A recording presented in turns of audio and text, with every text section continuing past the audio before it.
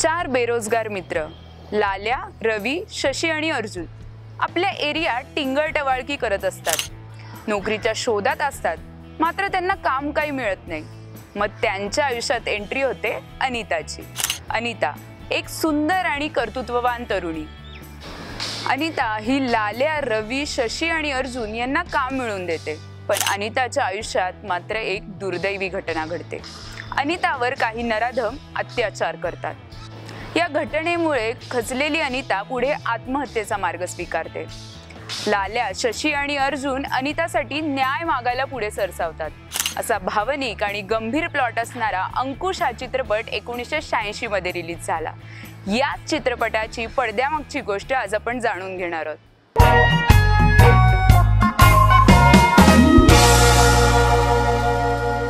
नमस्कार, मी प्रियांका कुलकर्णी. लोकसत्ता ऑनलाईनच्या या नव्या व्हिडिओमध्ये तुम्हा सर्वांचं स्वागत.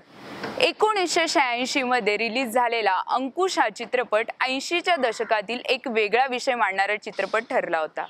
नाच, गाणी किंवा कॉमेडी नाही, तर एका गंभीर विषयाला हात घालणाऱ्या या चित्रपटाची पडद्यामागची गोष्ट ही इंटरेस्टिंग आहे. अंकुश चित्रपटाचे दिग्दर्शन एन चंद्रा यांनी केलंय. एन चंद्रा यांनी या चित्रपटात नाना पाटेकर, निशा सिंह, मदन जैन, अर्जुन चक्रवर्ती आणि सुहास पळशीकर या कलाकारांना कास्ट केलं. चित्रपटातील कलाकारांना प्रत्येकी 10,000 मानधन देण्याचं ठरलं. एन चंद्रा यांनी कलाकारांना 3,000 ॲडव्हान्स म्हणून दिले आणि चित्रपट जर डिस्ट्रीब्युटरकडे विकला गेला तर उरलेले 7,000 ते कलाकारांना देणार होते. चित्रपटाच्या शूटिंग दरम्यान एन चंद्रा यांच्यासमोर मोठं संकट निर्माण झालं. शूटिंग दरम्यान चित्रपटाच्या बजेटमधले सगळे पैसे संपले. आता पुढचं शूटिंग कसं करायचं असा प्रश्न एन चंद्रा यांच्यासमोर उभा ठाकला.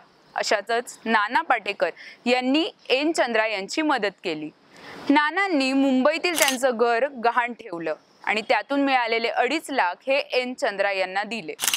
अंकुशला मिळालेल्या भरघोस यशानंतर एन चंद्रा यांनी नानांना एक स्कूटर भेट म्हणून दिली आणि त्यांच्याकडून घेतलेले 2.5 लाखही त्यांना परत केले. दिग्दर्शक आणि कलाकारामधली ही आपुलकी वाखाणण्याजोगी आहे.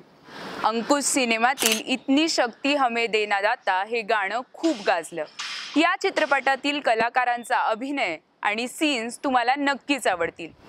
नानांच्या अंकुश या चित्रपटाचा हा किस्सा तुम्हाला आवडला का आणि असे वेगवेगळे किस्से ऐकायला तुम्हाला आवडतील का हे कमेंट करून आम्हाला नक्की कळवा आणि लोकसत्ता ऑनलाईनच्या YouTube चॅनलला सबस्क्राईब करायला विसरू नका.